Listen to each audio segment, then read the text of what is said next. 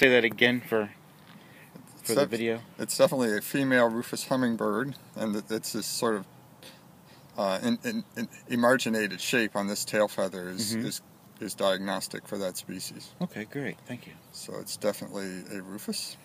Okay, female rufous. What I'll do is measure this tail feather anyway, just for.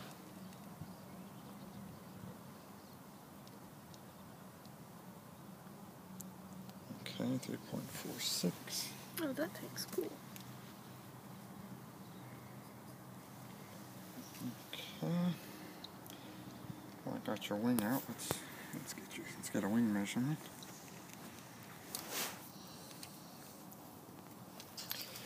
She's actually undergoing.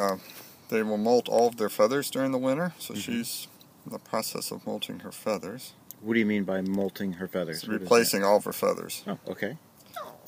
Well, they need to, because they wear them out. Okay, let's see here. She's replaced most of them.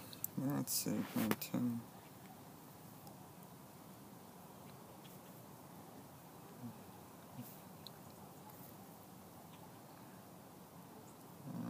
Okay, she's replaced her first 7 primaries. The 8th one she's dropped and hasn't replaced it yet. And these outer 2 are it's hard to see in this light, but they're older and more worn. No. Well, actually, I'll take that back. Let's see what we got here. Right? No, it isn't. It's more than that. 1, 2, 3. Okay, she hasn't replaced. Yeah, the 8th one is there. I think 1, 2, 3, 4. She's replaced 6 primaries. The 7th one is missing, and the outer 3 haven't been worn. They haven't been replaced yet. Okay.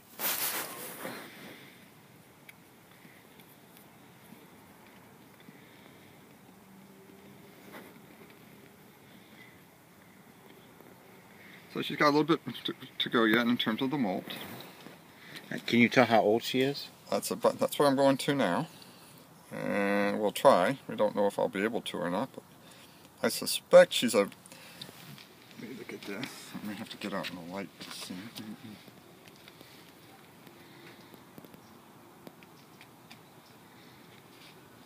Are you inspecting her beak? I'm looking at her bill. There's just a few grooves left. Basically, what happens is when the hummingbirds are young in the nest, their bills are very short because the mother has to get her bill down their throat to feed them. And then when they leave the nest, their bill has to grow fairly quickly because they have to learn to feed like a hummingbird, be able to feed like a hummingbird.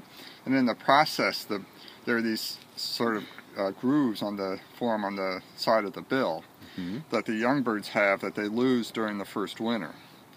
And she's lost most of them, but she's got a few left. So this is a bird that was hatched last year. And I know that because of the grooves on her bill. And how long does this species of bird normally live?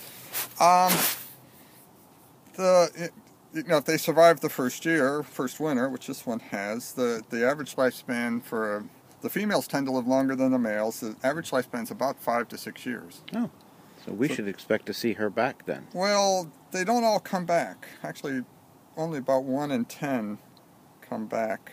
Oh. A lot of the birds will go somewhere else, and we've caught other people's birds here, and some of our birds have occasionally been.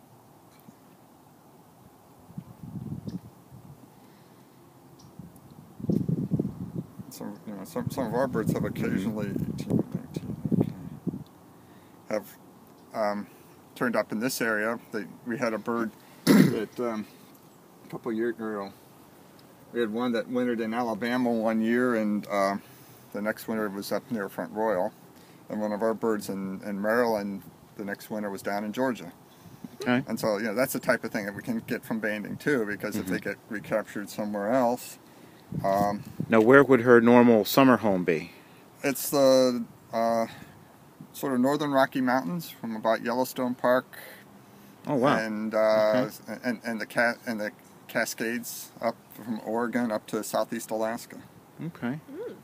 So she's got a long ways to go. Is there somebody up that way? If they see a band on her, will try and capture her and record it? Yeah, we have banders up there. 1, 2, 3, 4, 5. What I'll try to do is get this in the light so you can actually see the reflection on her throat feathers, because that's what I'm trying to get here. Oh, there. Yeah. My problem is if they reflect for me, tell me when they reflect for you, because Yeah, they're pretty.